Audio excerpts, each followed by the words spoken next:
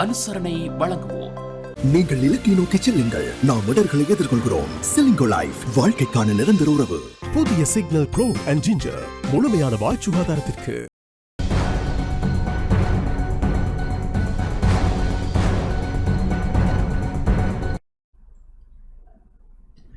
வணக்கம். டான் தமிழொலியின் இரவு நேர பிரதான செய்திகளுடன் இணைந்திருக்கின்றோம். இணைந்திருப்பது கோபி கிருஷ்ணா கோஷிகா. முதலில் தலைப்புச் செய்திகள்.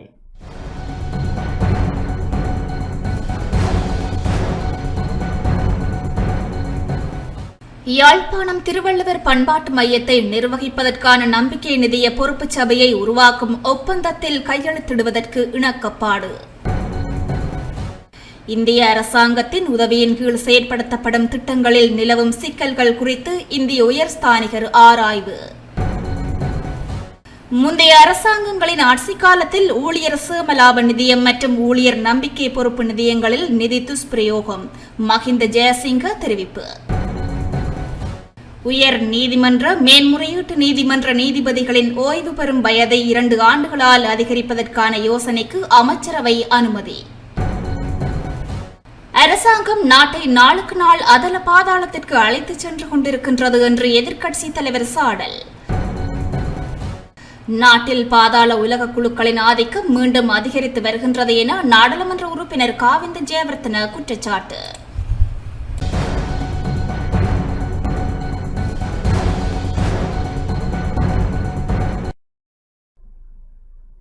தொடர்வன முதன்மைச் செய்திகள்.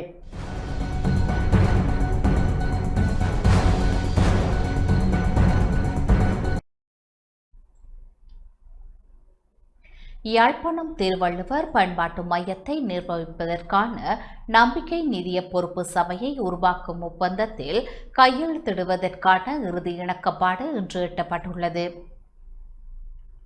யாழ்ப்பாணம் திருவள்ளுவர் பண்பாட்டு மையத்தை நிர்வகிப்பதற்கான நம்பிக்கை நிதிய பொறுப்பு சபையை உருவாக்கும் ஒப்பந்தத்தில் கையெழுத்திடுவதற்கான இறுதி இணக்கப்பாடு இன்று நடைபெற்ற 7வது கூட்ட முகாமைத்துவ குழு கூட்டத்தில் எட்டப்பட்டுள்ளது.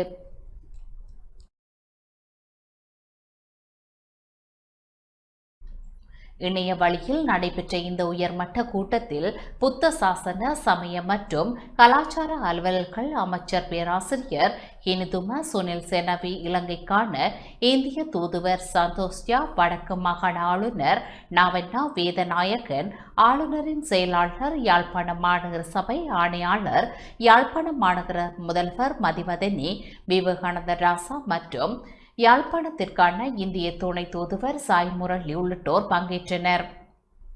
முன்னதாக நம்பிக்கை நிதிய பொறுப்பு சபை 7 உறுப்பினர்களை கொண்டதாக அமைக்க தீர்மானிக்கப்பட்டிருந்த நிலையில் இன்றைய கூட்டத்தில் அதன் உறுப்பினர் எண்ணிக்கை 9ஆக அதிகரிக்க இணக்கமிட்டப்பட்டது. இதன்படி மாகாண உள்ளூராட்சி அமைச்சு பொறுப்பாளர் ஆயினும் மாகாண சபை இல்லாத நிலையில் ஆளுநர், புத்த சாசன, சமய மற்றும் கலாச்சார அலுவலர்கள் அமைச்சின் செயலாளர், யாழ்ப்பாண மாநகர முதல்வர் மற்றும் மாநகர சபை ஆணையாளர் ஆகியோர் பதவி வழி உறுப்பினர்களாக இடம்பெறுவதுடன் துறைசார் 5 உறுப்பினர்களும் நியமிக்கப்பட உள்ளனர். மேலும் யாழ்ப்பாண மாநகர சபையின் கோரிக்கைக்கு அமைவாக ஏற்கனவே தயாரிக்கப்பட்டிருந்த நம்பிக்கை நிதிய பொறுப்பு உடன்படிக்கையின் 12வது சரத் நீக்குவதற்கும் அனைத்து தரப்பினரும் இணக்கம் தெரிவித்தனர்.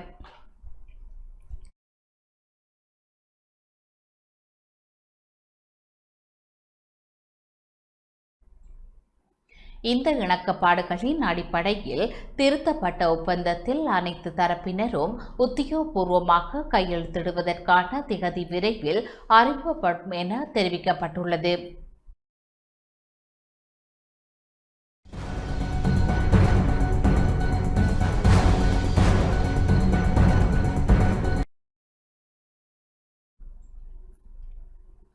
இந்திய அரசாங்கத்தின் உதவியின் கீழ் செயற்படுத்தப்படும் திட்டங்களில் நிலவும் சிக்கல்கள் இந்திய உயர்ஸ்தானிகர் ஆராய்ந்துள்ளது. இந்திய அரசாங்கத்தின் உதவியின் கீழ் நாட்டில் செயல்படுத்தப்படும் நிர்மாண திட்டங்களில் எழுந்துள்ள சிக்கல்கள் தொடர்பில் தொழில் அமைச்சரும் நிதி மற்றும் திட்டமிடல் பிரதி அமைச்சருமான கலாநிதி அனில் ஜெயந்த பெர்னாண்டோவுக்கும் இந்திய உயர்ஸ்தானிகர் சந்தோஷ் யாவுக்கும் இடையிலான சந்திப்பு ஜனாதிபதி அலுவலகத்தில் இன்று நடைபெற்றது. இந்த உதவியின் கீழ் நாட்டில் செயல்படுத்தப்படும் நிர்மாண திட்டங்கள், எழுந்துள்ள சிக்கல்கள் மற்றும் அவற்றை தீர்க்க எடுக்கக்கூடிய நடவடிக்கைகள் குறித்தும் விசேட கவனம் செலுத்தப்பட்டதுடன் அந்த திட்டங்களின் ஒப்பந்தங்களை புதுப்பித்து தொடர்ந்து முன்னெடுத்து செல்வது தொடர்பாகவும் கலந்துரையாடப்பட்டது. போக்குவரத்து, நெடுஞ்சாலைகள் மற்றும் நகர அபிவிருத்தி, துறைமுகங்கள் மற்றும் சிவில் விமான சேவைகள், பெருந்தோட்டம் மற்றும் சமூக உட்கட்டமைப்பு வசதிகள், வீடமைப்பு மற்றும் நீர் வளங்கள், கடற்தொழில், நீரியல் மற்றும் கடல் வளங்கள், விஞ்ஞானம் மற்றும் தொழில்நுட்பம், நீதி மற்றும் தேசிய ஒருமைப்பாடு ஆகிய அமைச்சுக்களின் கீழ் குறித்த திட்டங்கள் நடைமுறைப்படுத்தப்பட உள்ளன.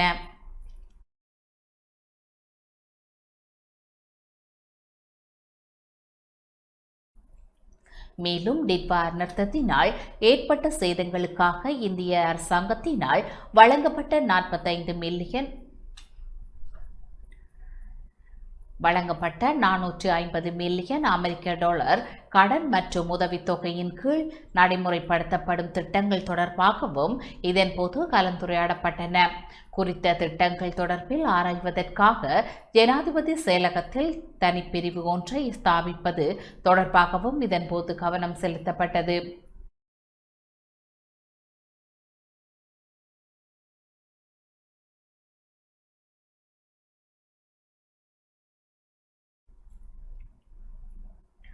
முந்தைய அரசாங்கங்களின் ஆட்சி காலத்தில் ஊழியர் சேமலாப நிதியம் மற்றும் ஊழியர் நம்பிக்கை பொறுப்பு நிதியம் ஆகியவற்றில் நிதி துஷ்பிரயோகம் இடம்பெற்றுள்ளதாக பிரதி அமைச்சர் மஹிந்த ஜெயதிச தெரிவித்துள்ளார். முந்தைய அரசாங்கங்களின் ஆட்சி காலத்தில் ஊழியர் சேமலாப நிதியம் மற்றும் ஊழியர் நம்பிக்கை பொறுப்பு நிதியம் ஆகியவற்றில் சுமார் 3000 கோடி ரூபாய் வரை நிதி துஷ்பிரயோகம் இடம்பெற்றுள்ளதாக தொழிலாளர் பிரதி அமைச்சர் மஹிந்த ஜெயசிங்க தெரிவித்துள்ளார். கட்டுநாயக்க முதலீட்டு சபை கேட்போர் கூடத்தில் நடைபெற்ற நிகழ்வில் உரையாற்றிய அவர், மத்திய வங்கியின் பின்னை முறை கொடுக்கல் வாங்கல்கள், பங்கு சந்தையில் திட்டமிடப்படாத முதலீடுகள் மற்றும் பங்கு சந்தையில் பட்டியலிடப்படாத தனியார் நிறுவனங்களில் மேற்கொள்ளப்பட்ட முறையற்ற முதலீடுகள் மூலமே இந்த நிதி விரயம் இடம்பெற்றதாக குற்றம் சாட்டினார். நாட்டின் உழைக்கும் மக்கள் வியர்வையால் சேமிக்கப்படும் ஊழியர் சேமலாப நிதி மற்றும் ஊழியர் நம்பிக்கை பொறுப்பு நிதிகள் கடந்த ஆட்சியாளர்களினால் அரசியல் மற்றும் தனிப்பட்ட நலன்களுக்காக தவறாக பயன்படுத்தப்பட்டதாகவும் அவர் தெரிவித்தார். இத்தகைய நிதி முறைகேடுகள் மீண்டும் நடைபெறாத வகையில் அரசாங்கம் பல்வேறு சீர்திருத்த நடவடிக்கைகளை முன்னெடுத்து வருவதாகவும் அவர் குறிப்பிட்டார். இதன் ஒரு பகுதியாக EPF மற்றும் ETF நிதிகளை ஒரே ஒருங்கிணைந்த நிர்வாக கட்டமைப்பின் கீழ் கொண்டு வருவதற்கான சாத்தியக்கூறுகளை ஆராய விசேட குழு ஒன்று நியமிக்கப்பட்டுள்ளதாகவும் அந்த குழுவின் அறிக்கையின் அடிப்படையில் தொழிலாளர்களின் நிதியை பாதுகாக்கும் சட்ட மற்றும் நிர்வாக சீர்திருத்தங்கள் மேற்கொள்ளப்படும் என்றும் தொழிலாளர் பிரதி அமைச்சர் மஹிந்த ஜெயசிங்க தெரிவித்துள்ளார்.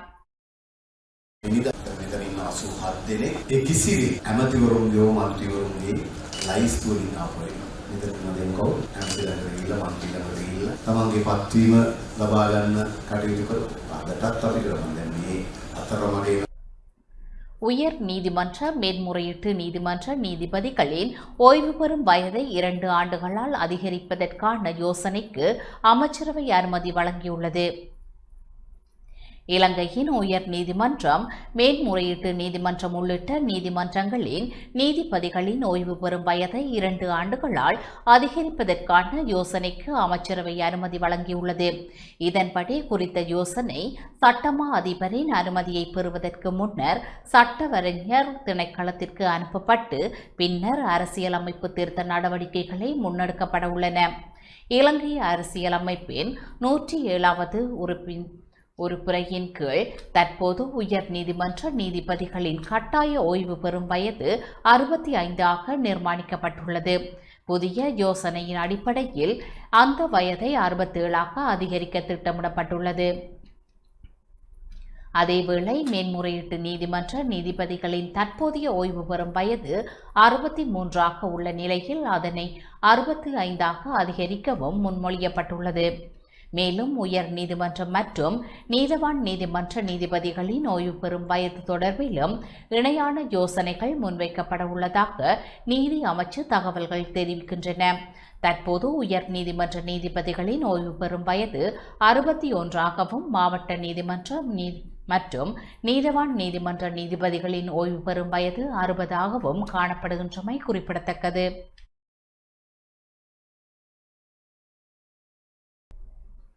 அரசாங்கம் நாட்டை நாளுக்கு நாள் அதால பாலத்திற்கு அழைத்து சென்று கொண்டிருக்கின்றது என்று எதிர்க்கட்சி தலைவர் சஜித் பிரேமதாச தெரிவித்துள்ளார். தற்போது இயலாமையால் பாதிக்கப்பட்டுள்ள செயல்திறனற்ற ஜனாதிபதியும் பிரதமரும் மற்றும் வேலை செய்ய தெரியாத அரசாங்கமும் தமது நாட்டை நாளுக்கு நாள் அதல பாதாளத்துக்கு அழைத்து சென்று கொண்டிருக்கின்றது என்று எதிர்க்கட்சி தலைவர் சஜித் பிரேமதாச தெரிவித்தார். ஐக்கிய மக்கள் சக்தியின் ரத்தினபுரி மாவட்ட அலுவலகத்தில் திறப்பு விழாவில் கலந்து கொண்டு உரையாற்றும் போதே எதிர்க்கட்சி தலைவர் சஜித் பிரேமதாச இவ்வாறு தெரிவித்தார். தேயிலை, ரப்பர், ஆபரணம் மற்றும் ரத்தின கற்கள் போன்ற தமது நாட்டின் வளங்களை மேம்படுத்த அரசாங்கத்திற்கு இயலாது போயுள்ளது. பொய்யும் புரட்டும் கூறி மக்களை ஏமாற்றி வாக்குகளை வென்றவர்கள் தற்போது பொய்களாலும் புரட்டுகளாலும் அதிகாரத்தை தக்கவைக்க முயற்சித்து வருகின்றார்கள் என்று எதிர்க்கட்சி தலைவர் தெரிவித்தார்.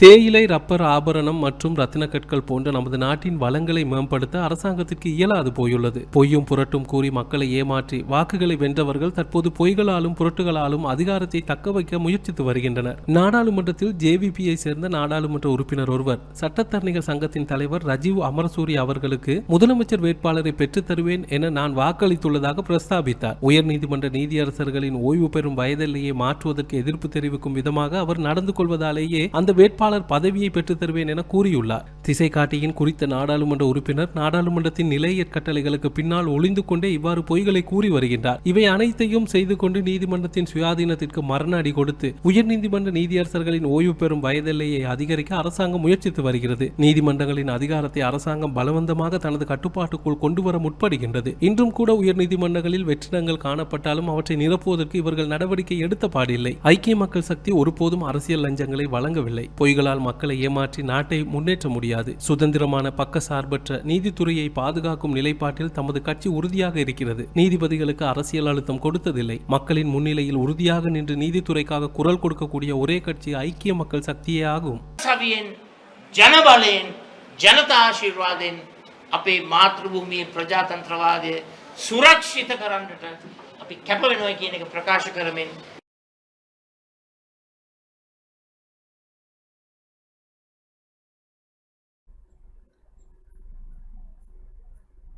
நாட்டில் பாதாள உலக குழுக்களின் ஆதிக்கம் மீண்டும் அதிகரித்து வருகின்றது என நாடாளுமன்ற உறுப்பினர் காவிந்த ஜெயவர்தன குற்றம் சாட்டியுள்ளார். நாட்டில் தற்போதைய ஆட்சியின் கீழ் பாதாள உலக குழுக்கள், துப்பாக்கி சூட்டு சம்பவங்கள் மற்றும் போதைப்பொருள் புழக்கம் ஆகியவை கடுமையாக அதிகரித்துள்ளதாக ஐக்கிய மக்கள் சக்தியின் நாடாளுமன்ற உறுப்பினர் காவிந்த ஜெயவர்தன குற்றம் சாட்டியுள்ளார்.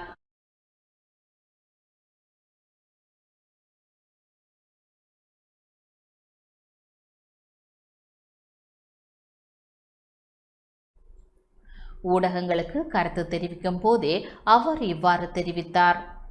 මේ ආණ්ඩුව ආව දවසේ ඉඳන් අපිට අහන්න ලැබුණේ දවසේ වෙඩිල්ල. நாட்டின் சட்டம் மற்றும் ஒழுங்கை பாதுகாப்பதில் அரசாங்கமும் போலீசாரும் முற்றாக தோற்று போயுள்ளது. தெவுந்தர பெரேர நிகழ்வில் காவடியாட்டம் தடுத்து நிறுத்தப்படும் அளவுக்கு பாதாள உலக கும்பலின் ஆதிக்கம் அதிகரித்துள்ளது. இந்த நாட்டின் போலீசாரை விட பாதாள உலக குழுவினருக்கே அதிக அதிகாரம் உள்ளதோ என்ற சந்தேகம் பொதுமக்கள் மத்தியில் ஏற்பட்டுள்ளது. நீதிபதிகளின் ஓய்வு பெறும் வயதை நீடிப்பது தொடர்பான விவகாரத்தில் சட்டத்தரணிகள் சங்கத்தின் நிலைப்பாட்டை நான் வரவேற்கிறேன். அரசாங்கம் தன்னிச்சையாக முடிவெடுக்காமல் இது குறித்து சர்வஜன வாக்கெடுப்பு நடத்துவது அல்லது நீதிமன்றத்தின் ஆலோசனையை பெறுவது அவசியமாகும். மேலும் அரசாங்கம் பல விவகாரங்களில் ஒரு அடி முன்னோக்கி வைத்துவிட்டு 2 அடிகளை பின்னோக்கி வைக்கும் போக்கையை கடைபிடித்து வருகிறது. சிறைச்சாலைகளில் நடந்த உயிரிழப்புகள் மற்றும் பாதுகாப்பு குறைபாடுகளுக்கு பொறுப்பேற்று சம்பந்தப்பட்ட அமைச்சர் பதவி விலக தவறியதாலேயே அவருக்கு எதிராக நம்பிக்கையில்லா பிரேரணையை கொண்டு வந்தோம். நாட்டின் பாதுகாப்பையும் மக்களின் உரிமைகளையும் வலியுறுத்தி நாடாளுமன்றத்தில் தமது தரப்பு வாதங்களை தெளிவாக முன்வைத்துள்ளோம். ගෙනාපු විශ්වාස භංග යෝජනාවේදී අපි අපේ කරුණු ඉතාමත් පැහැදිලිව මේ රට හමුවේ ඉදිරිපත් කළා. முறைமை மாற்றம் முழுமையடைய அதிகாரிகள் மக்களுக்கான சேவையை நேர்மையுடனும் பொறுப்புடனும் முன்னெடுக்க வேண்டும் என வடக்கு மாகாண ஆளுநர் நாவண்ணா வேதநாயகன் தெரிவித்துள்ளார்.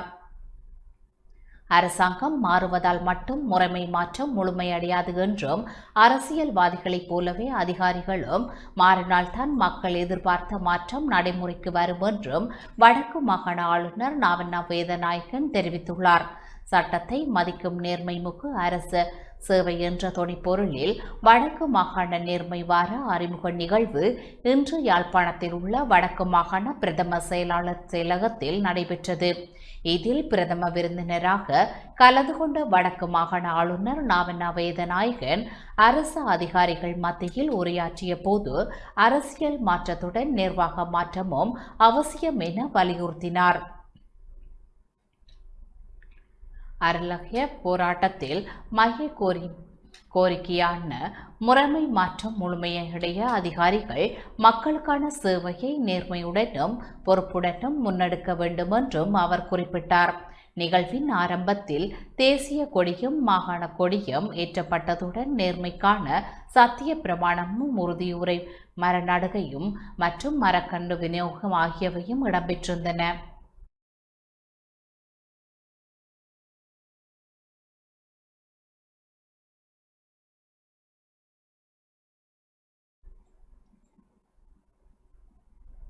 நாட்டில் நேர்மையான அரசு சேவையை வழங்குவதே அரசாங்கத்தின் முதன்மை நோக்கம் என அமைச்சர் உபாலி பன்னில தெரிவித்துள்ளார்.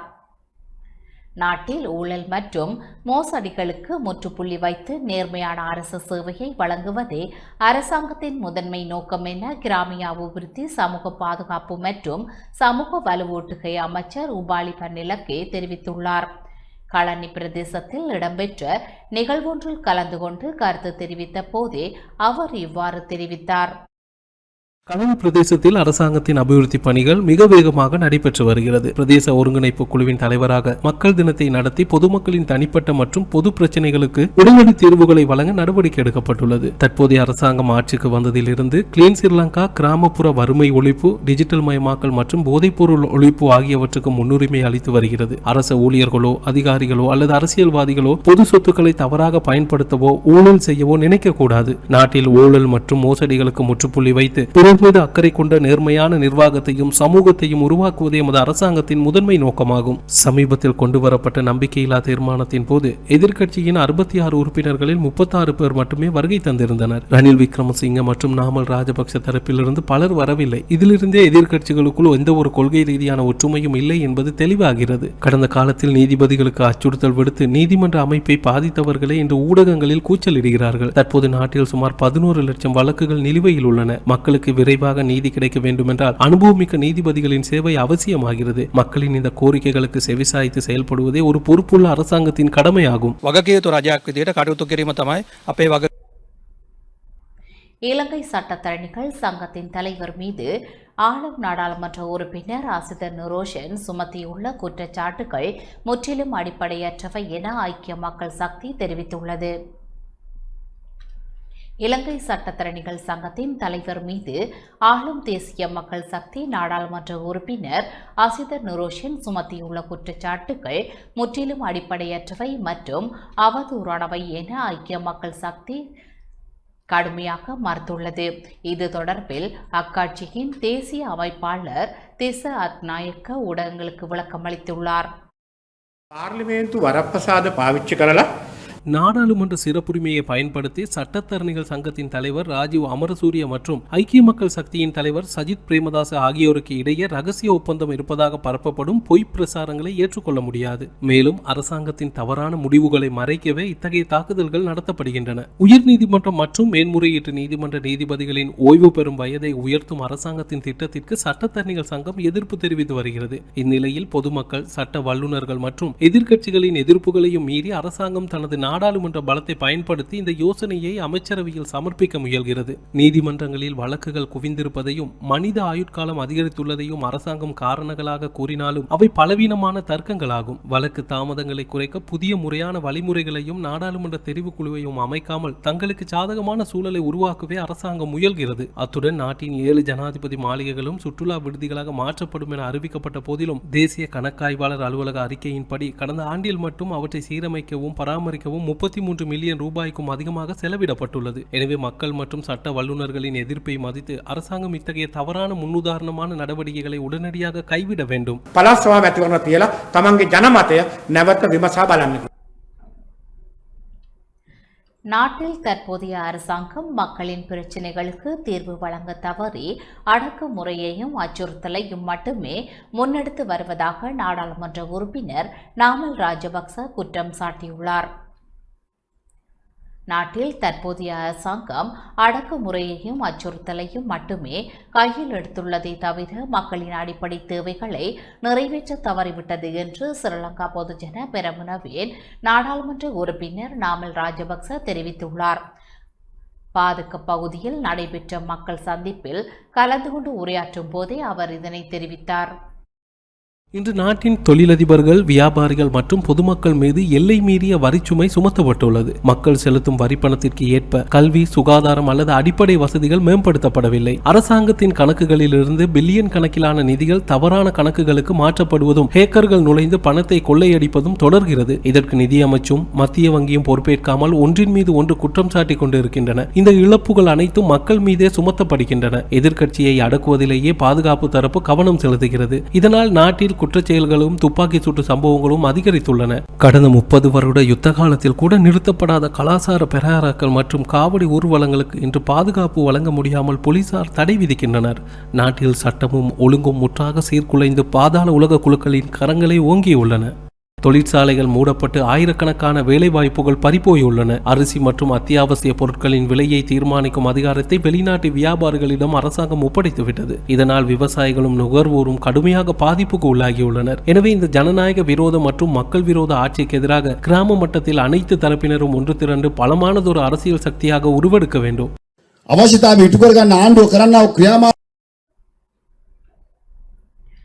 அமெரிக்க நாட்டின் அரசியல் மற்றும் மனித உரிமைகள் தொடர்பான அதிகாரிகள் மன்னார் மாவட்டத்திற்கு விஜயம் செய்தனர். வடக்கு மாகாணத்திற்கான உத்தியோகபூர்வ விஜயத்தை மேற்கொண்டுள்ள ஐக்கிய அமெரிக்கா நாட்டின் இலங்கைக்கான அரசியல் மற்றும் மனித உரிமைகள் தொடர்பான அதிகாரிகள் இன்றைய தினம் மன்னாருக்கு விஜயம் செய்த நிலையில் மன்னார் சமூக பொருளாதார மேம்பாட்டிற்கான நிறுவனத்திற்கு விஜயம் செய்தனர். மன்னாரில் உள்ள மெசிட்டோ நிறுவன அலுவலகத்தில் மன்னார் மாவட்டத்தை சேர்ந்த சிவில் சமூக அமைப்புகளின் பிரதிநிதிகளை சந்தித்து விரிவான கலந்துரையாடலில் ஈடுபட்டனர். இக்கலந்துரையாடலில் வடக்கு மற்றும் குறிப்பாக மன்னார் மாவட்டத்தின் தற்போதைய சமூக, அரசியல் மற்றும் பொருளாதார நிலைமைகள் தொடர்பாக அதிகாரிகள் கருத்துக்களை கேட்டறிந்தனர். மேலும் மக்களின் வாழ்வாதாரம், பொருளாதார மீட்பு, நிலையான அபிவிருத்தி, சமூக நீதி, மனித உரிமைகள், நல்லாட்சியை பலப்படுத்துதல் மற்றும் எதிர்கால அபிவிருத்திக்கான வாய்ப்புகள் உள்ளிட்ட பல்வேறு விடயங்கள் குறித்து விரிவான கருத்து பரிமாற்றம் இடம்பெற்றது.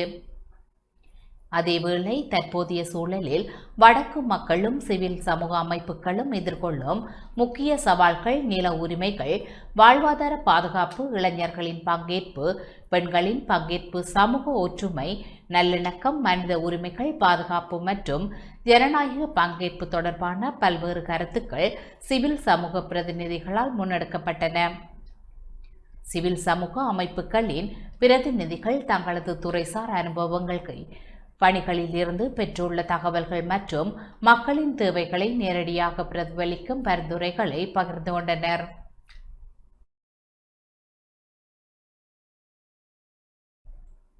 அவற்றை அதிகாரிகள் கவனமாக கேட்டறிந்து எதிர்காலத்தில் தொடர்ச்சியான தொடர்பு மற்றும் ஒத்துழைப்பின் முக்கியத்துவத்தையும் வலியுறுத்தினர்.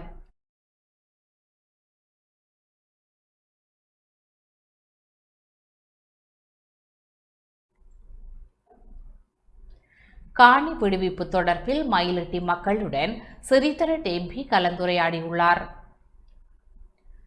யாழ் வலிகாமம் வடக்கு காணி விடுவிப்பு தொடர்பாக மயிலிட்டி மக்கள் நாடாளுமன்ற உறுப்பினர் சிவஞானம் சிறிதரனுடன் விரிவான கலந்துரையாடலில் ஈடுபட்டனர். பலாலி விமான நிலையத்தை விரிவாக திட்டமிட்டதை நிறுத்தி மயிலிட்டி மக்களின் பூர்வீக காணிகளை அரசாங்கம் சுவீகரிப்பதற்கான அண்மையில் அனுப்பப்பட்டுள்ள எழுத்து மூல அறிவித்தல்கள் தொடர்பில் பாதிக்கப்பட்ட பொதுமக்கள் நாடாளுமன்ற உறுப்பினர் சிவஞானம் சிறிதரனிடம் தமது ஆழ்ந்த தகவல்களை வெளிப்படுத்தினர்.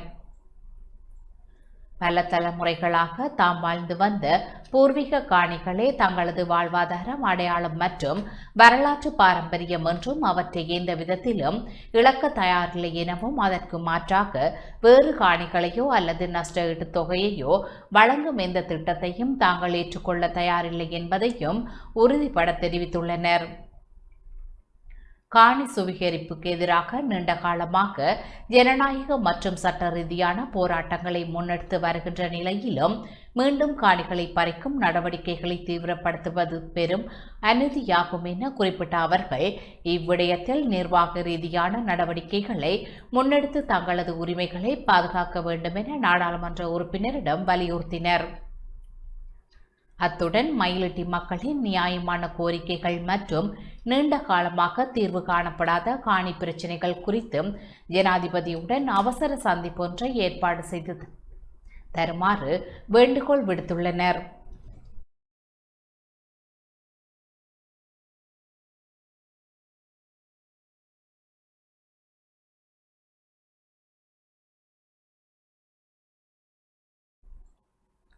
மயிலிட்டி வடக்கு கிராம அபிவிருத்தி சங்க கட்டடத்தில் நடைபெற்ற இக்கலந்துரையாடலில் வலிவடக்கு பிரதேச சபையின் தவிசாளர் சோமசுந்தரம் சுயர்தன், வலிவடக்கு பிரதேச சபையின் உறுப்பினர் சேனா விஜயராஜ், வலி மேற்கு பிரதேச சபை உறுப்பினர் சபேசன் மற்றும் காணி விடுவிப்பு சார்ந்த அமைப்புகளின் பிரதிநிதிகள், பொதுமக்கள் ஆகியோர் கலந்து கொண்டனர்.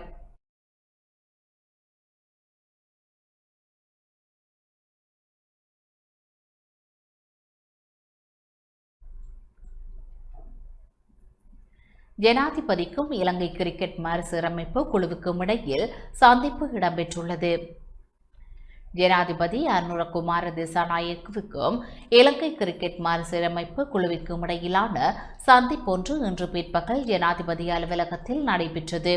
இலங்கையில் கிரிக்கெட் விளையாட்டை கட்டியெழுப்பும் போது எதிர்கொள்ளும் பிரச்சினைகள் மற்றும் சவால்கள் குறித்தும் இதன்போது கலந்துரையாடப்பட்டதுடன் நாட்டின் கிரிக்கெட் விளையாட்டின் முன்னேற்றத்திற்காக அரசாங்கத்தினால் வழங்கக்கூடிய பங்களிப்பு மற்றும் ஒத்துழைப்பு குறித்தும் ஜனாதிபதியின் அவதானம் செலுத்தப்பட்டது. இளைஞர் விவகார மற்றும் விளையாட்டுத்துறை அமைச்சர் சுனில்குமார கமகே, ஜனாதிபதியின் பணிக்குழாம் பிரதானி பிரபாத் சர்ணகீர்த்தி, இலங்கை கிரிக்கெட் மறுசீரமைப்பு குழுவின் தலைவர் எரான் விக்ரமரத்ன மற்றும் அதன் ஏனைய உறுப்பினர்களான ரோஷான் மகாநாம, அவந்தி கொலம்பக்கே, உபுல் குமர பெரும, துஷிரதல்ல, சிதத் விதமுனி, டினால் பிலிப் ஆகியோரும் இந்த சந்திப்பில் இணைந்து கொண்டனர்.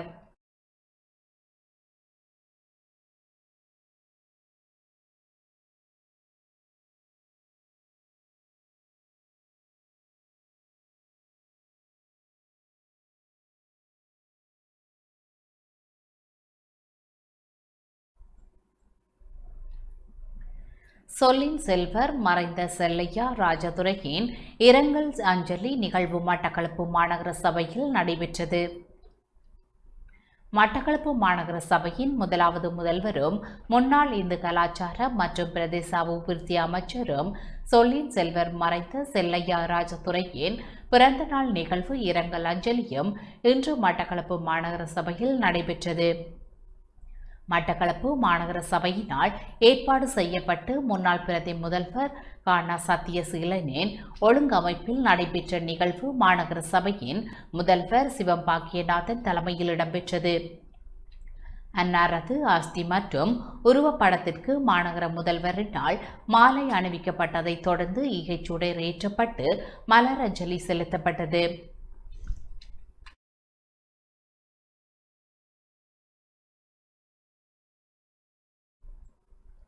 முன்னாள் அமைச்சர் ராஜதுரை அவர்களின் மகள் டாக்டர் பூங்கோதை மற்றும் மகன் ஆகியோரும் இதில் கலந்து கொண்டனர். அஞ்சலி நிகழ்வில் பாராளுமன்ற உறுப்பினர் ஞானமுத்து ஸ்ரீதரன், இளைய தம்பி ஸ்ரீநாத், மாநகர சபையின் ஆணையாளர் என் தனஞ்சயன் உட்பட மாநகர சபை உறுப்பினர்கள் என பலர் கலந்து கொண்டு தமது அஞ்சலிகளை செலுத்தினர். 1927 ஆண்டு ஜூலை மாதம் 27ஆம் திகதி பிறந்த செல்லையா ராஜதுரை அவர்கள் கடந்த 2025ஆம் ஆண்டு டிசம்பர் மாதம் 7ஆம் திகதி இயற்கை எய்தியிருந்தமை குறிப்பிடத்தக்கது.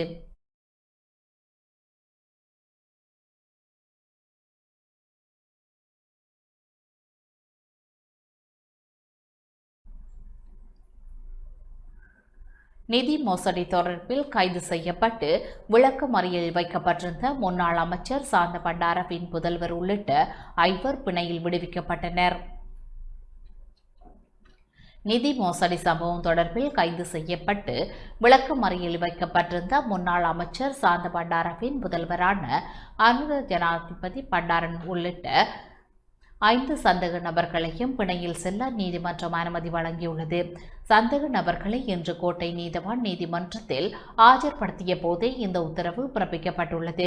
இதன்போது சந்தேக நபர்களை தலா 5 லட்சம் ரூபாய் சரீர பிணையில் விடுவிக்க உத்தரவிட்ட நீதவான் அவர்களுக்கு வெளிநாட்டு பயண தடையையும் விதித்துள்ளார். சீன பிரஜையே ஒருவரிடமிருந்து 2 கோடி ரூபாய் பணத்தை கொள்ளையிட்ட சம்பவம் தொடர்பிலேயே முன்னாள் அமைச்சரின் புதல்வர் உள்ளிட்ட குறித்த 5 சந்தேக நபர்களும் கடந்த 21ஆம் திகதி கைது செய்யப்பட்டிருந்தமை குறிப்பிடத்தக்கது.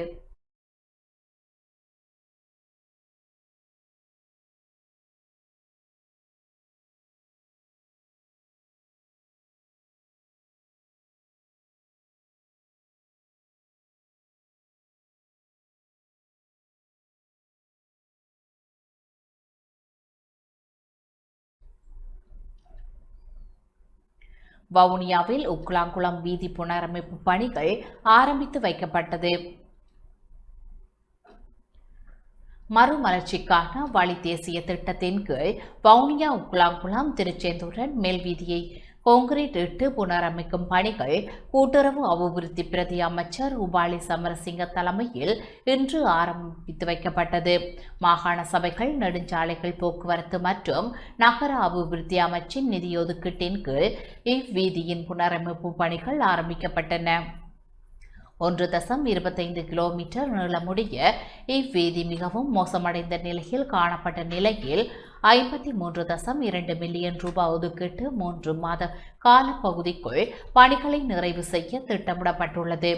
இவ்வீதி புனரமைக்கப்படுவதன் மூலம் வவுனியா, உக்லாங்குளம், கூமாங்குளம் உள்ளிட்ட பல கிராமங்களுக்கான போக்குவரத்து இலகுவடைவதுடன் 400க்கும் மேற்பட்ட குடும்பங்கள் இதன் மூலம் பயனடையும். வன்னி மாவட்ட நாடாளுமன்ற உறுப்பினர்களான எம் ஜெகதீஸ்வரன், எஸ் திலகநாதன், வவுனியா பிரதேச செயலாளர் ஈனா பிரதாபன் உள்ளிட்டோர் மற்றும் வவுனியா தெற்கு தமிழ் பிரதேச சபையின் பிரதிநிதிகள், அரசு அதிகாரிகள், பிரதேசவாசிகள் என பலரும் இந்நிகழ்வில் கலந்து கொண்டனர்.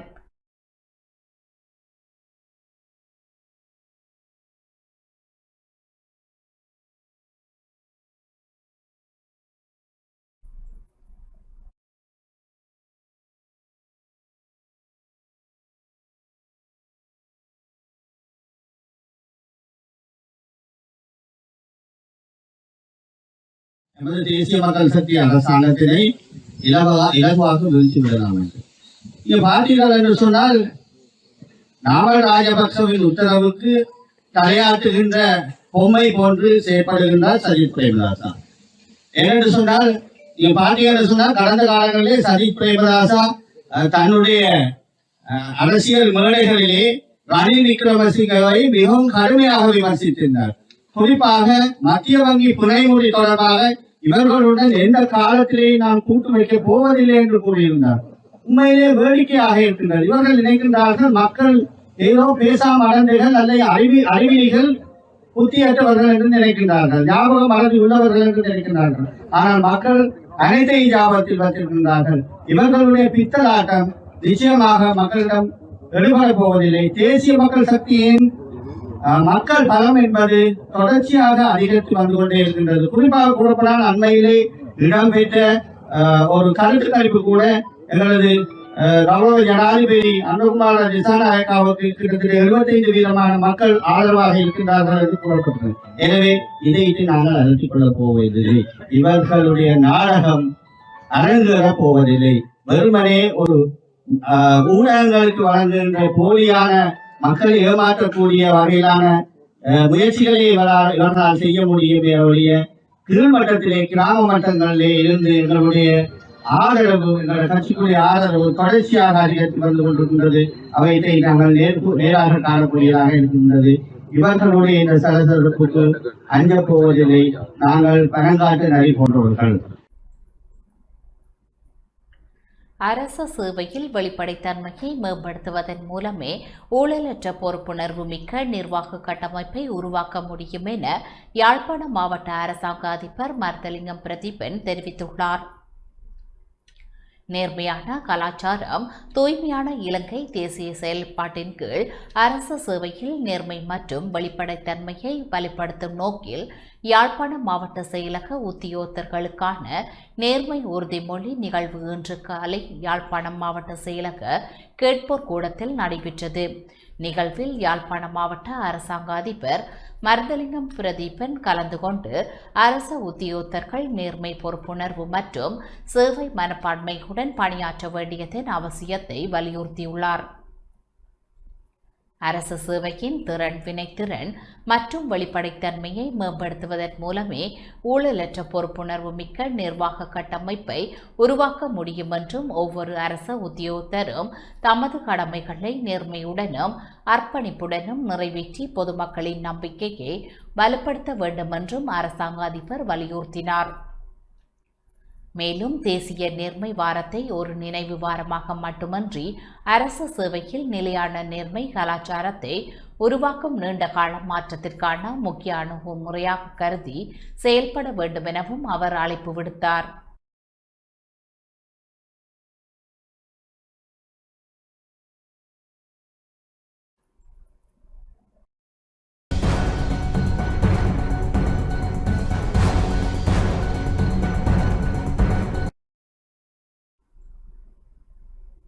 இடைவெளிகளை தொடர்ந்து செய்திகள் தொடர்கின்றன. நேர்மையான கலாச்சாரம் கிளீன் ஸ்ரீலங்கா என்ற துணைப்பொருளின் கீழ் பிரகடனப்படுத்தப்பட்டுள்ள தேசிய நேர்மை வாரம் இன்று முதல் ஜூலை 31 வரை முன்னெடுக்கப்படுகின்றது. நேர்மையான கலாச்சாரம் கிளீன் ஸ்ரீலங்கா என்ற துணைப்பொருளின் கீழ் பிரகடனப்படுத்தப்பட்டுள்ள தேசிய நேர்மை வாரம் இன்று முதல் நாடு முழுவதும் அமலுக்கு வந்துள்ளதாக ஜனாதிபதி செயலகம் அறிவித்துள்ளது. ஜனாதிபதி செயலாளர் நந்திக சரத்குமார நாயக்கவின் கையொப்பத்துடன் வெளியிடப்பட்ட சுற்றறிக்கைக்கு அமைவாக ஜனாதிபதி செயலகமும் கிளீன் ஸ்ரீலங்கா வேலை திட்டமும் இணைந்து இந்நிகழ்ச்சி திட்டத்தை நடைமுறைப்படுத்துகின்றன. இதன் ஆரம்ப நிகழ்வாக இன்று காலை 9 மணிக்கு ஜனாதிபதி செயலாளர் அலுவலகம் உள்ளிட்ட அனைத்து அரசு நிறுவனங்களிலும் தேசிய நேர்மை உறுதிமொழி எடுக்கப்பட்டதுடன் ஒழுக்க நெறிக்கோவையும் வெளியிடப்பட்டது. அதற்கமைய அரச நிர்வாகம், மாகாண சபைகள் மற்றும் உள்ளூராட்சி அமைச்சில் நடைபெற்ற நிகழ்வில் அமைச்சின் செயலாளர் எஸ் ஆலோக பண்டார தலைமையில் அதிகாரிகள் நேர்மை உறுதிமொழி எடுத்துக்கொண்டனர். அரசு சேவையின் தரம், செயல்திறன் மற்றும் வெளிப்படைத்தன்மையை மேம்படுத்துவதோடு ஊழலற்ற முன்மாதிரியான நிர்வாக அமைப்பை உருவாக்குவதே தேசிய நேர்மை வாரத்தின் பிரதான நோக்கமாகும். இங்கு நேர்மை என்பது சுய ஒழுக்கம், சுய கட்டுப்பாடு மற்றும் சுய கண்காணிப்புடன் மனசாட்சிக்கு உடன்பட்டு சரியான வெப்பமடுத்தன்மை மற்றும் தார்மீக ரீதியில் தனது சேவையை வழங்குவதை குறிப்பதாக சுட்டிக்காட்டப்பட்டுள்ளது. இந்த வாரத்தில் தினசரி முன்னெடுக்கப்படும் பிரதான செயற்பாடுகள் பின்வருமாறு: ஜூலை 27 நிறுவன ரீதியான நேர்மையினை மேம்படுத்துதல். ஜூலை 28 நிதி, டிஜிட்டல், தொழில் முயற்சி மற்றும் தொழில்நுட்ப ரீதியிலான நேர்மையினை மேம்படுத்துதல். ஜூலை 29 ஆன்மீக, தார்மீக, கலாச்சார மற்றும் சமூக ரீதியான நேர்மையினை மேம்படுத்துதல். ஜூலை 30 செயற்பாட்டு உட்கட்டமைப்பு, சேவை வழங்கல் மற்றும் உழைப்புசார் நேர்மையை மேம்படுத்துதல்.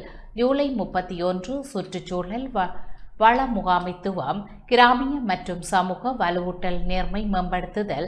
இதற்கிடையில் ஜனாதிபதி அலுவலகத்தில் வழிகாட்டலின் கீழ் ஒவ்வொரு அரச நிறுவனத்திலும் ஸ்தாபிக்கப்பட்டுள்ள உள்ளக அலுவலர்கள் பிரிவு ஊடாக பொதுமக்களுக்கு ஏற்படும் சிரமங்கள் அல்லது ஊழல் செயற்பாடுகள் தொடர்பான முறைப்பாடுகள் ஏற்றுக்கொள்ளப்பட உள்ளன.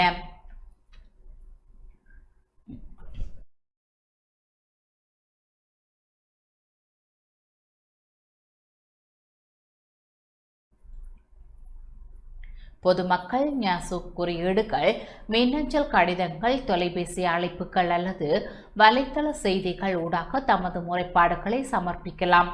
அத்துடன் அந்த முறைப்பாடுகள் தொடர்பாக நிறுவன தலைவர்கள் எடுக்கும் நடவடிக்கைகளை கண்காணிப்பதற்காக ஜனாதிபதி அலுவலகத்தில் விசேட டிஜிட்டல் கட்டமைப்பும் செயற்படுத்தப்பட்டுள்ளது.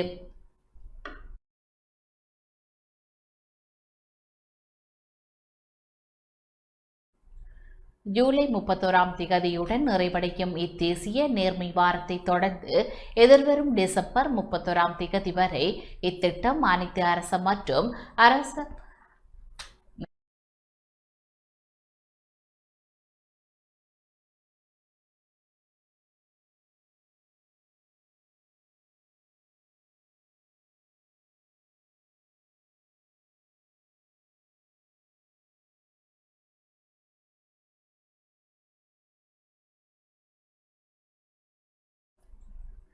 அரை அரச நிறுவனங்களிலும் தொடர்ச்சியாக நடைமுறைப்படுத்தப்பட உள்ளமை குறிப்பிடத்தக்கது.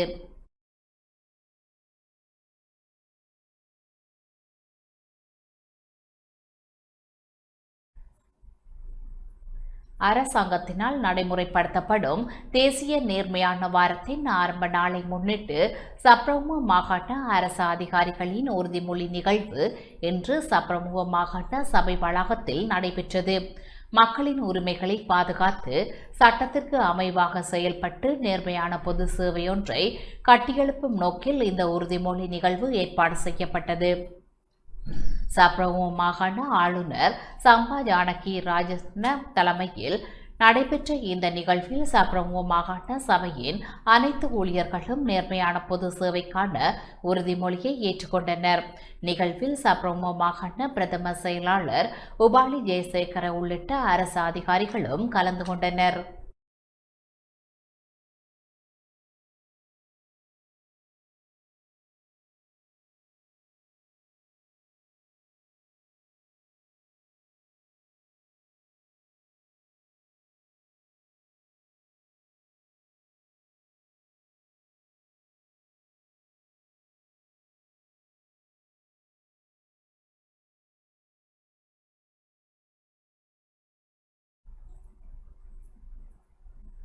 நேர்மையான கலாச்சாரம் கிளீன் ஸ்ரீலங்கா என்ற தொனிப்பொருளின் கீழ் அறிவிக்கப்பட்டுள்ள தேசிய நேர்மை வாரம் இன்று முதல் எதிர்வரும் 31ஆம் திகதி வரை நாடளாவிய ரீதியில் முன்னெடுக்கப்படுகின்றது.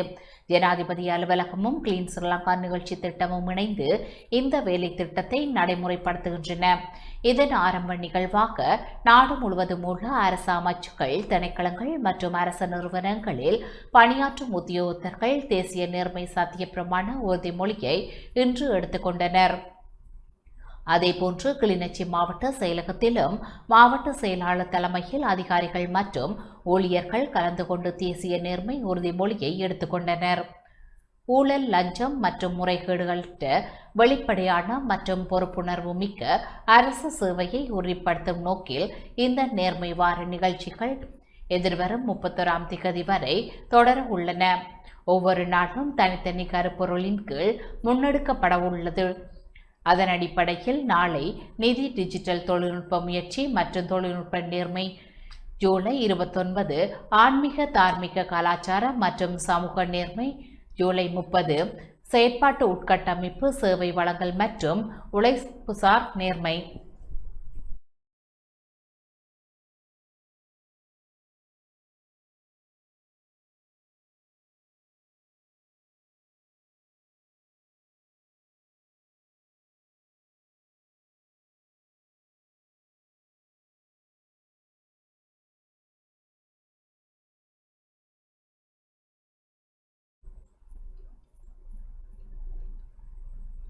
நேர்மையான அரசு சேவையை உறுதி செய்யும் நோக்கில் முன்னெடுக்கப்படும் நேர்மையான கலாச்சார கிளீன் ஸ்ரீலங்கா தேசிய வேலை திட்டத்தின் கீழ் கென்னியா பிரதேச செயலக ஊழியர்கள் இன்று சத்திய பிரமாணத்தை எடுத்துக்கொண்டனர்.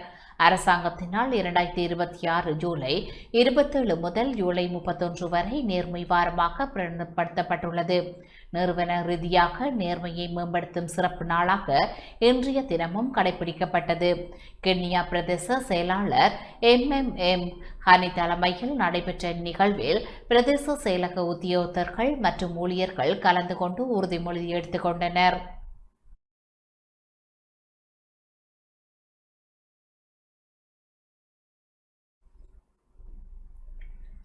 நேர்மையான கலாச்சாரம் கிளீன் ஸ்ரீலங்கா தேசிய செயற்பாட்டின் கீழ் நேர்மையான அரசு சேவைகளை வழிப்படுத்தும் நோக்கில் 2026 ஜூலை 27 முதல் ஜூலை 31 வரை நேர்மை வாரம் பிரகடனப்படுத்தப்பட்டுள்ளது. இன்று திருகோணமலை மாவட்ட செயலகத்தின் பிரதான மாநாட்டு மண்டபத்தில் மாவட்ட மேலதிக அரசாங்க அதிபர் எஸ். சுதாகரன் தலைமையில் மாவட்ட செயலக அதிகாரிகள் மற்றும் உத்தியோகத்தர்கள் பங்கேற்புடன் நேர்மை சத்திய பிரமாணம் மேற்கொள்ளப்பட்டது. பொதுமக்களுக்கு நேர்மையான ஊழலற்ற பொறுப்புணர்வு மிக்க மற்றும் மக்கள் மயப்படுத்தப்பட்ட அரசு சேவையை வழங்குவதற்கான உறுதிமொழியை அதிகாரிகள் எடுத்துக்கொண்டனர்.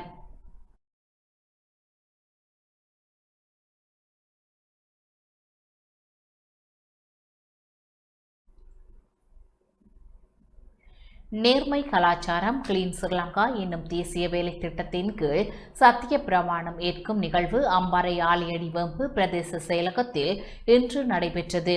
ஆலியடிவெம்பு பிரதேச செயலாளர் ஆர். திருவரியராஜ் தலைமையில் ஏற்பாடு செய்யப்பட்ட நிகழ்வில் உதவி பிரதேச செயலாளர் மாவண்ணா ராமக்குட்டி, உதவி திட்டமிடல் பணிப்பாளர் சோசைன்டீன் உட்பட பிரதேச செயலக உத்தியோகத்தர்கள் கலந்து கொண்டனர்.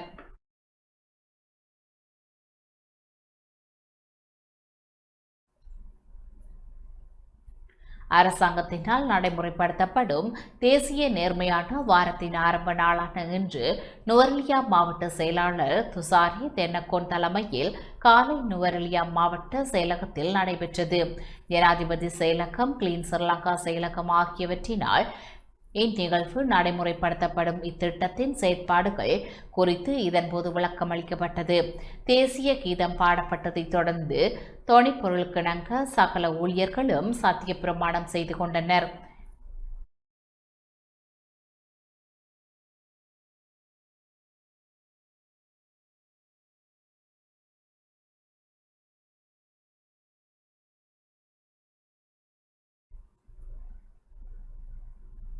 இத்துடன் டான் தமிழொலியின் இரவு நேர பிரதான செய்திகள் நிறைவடைந்தன. தொடர்ந்தும் டான் தமிழொலியின் நிகழ்ச்சிகளுடன் இணைந்திருங்கள். நன்றி, வணக்கம்.